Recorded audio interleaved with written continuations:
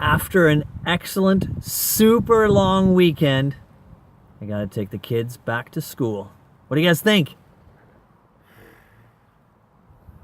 Woo!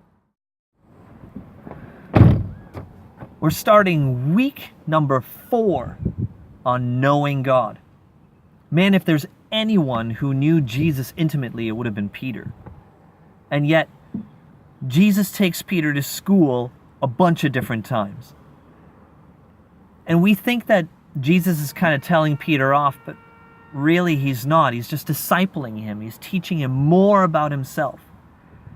And on one specific occasion, Jesus is speaking on the issue of forgiveness.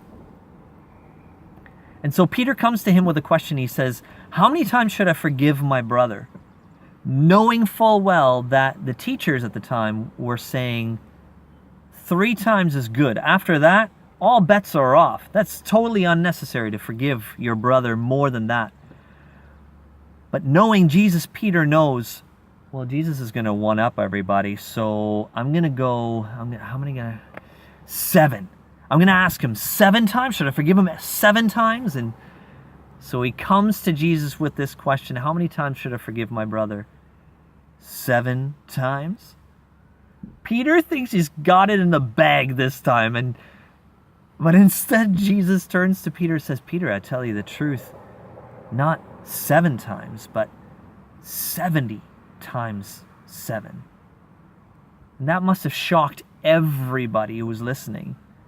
And I don't think that Jesus was playing math games with Peter. I think what he was saying was, you're going to lose count.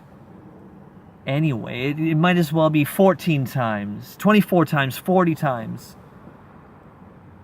Don't bother counting. And that's a pretty tall order when you think about some things that people have been through. I don't know what you've been through. I know what I've been through. I know my own testimony. But I also know God. And I know that He knows what He's talking about.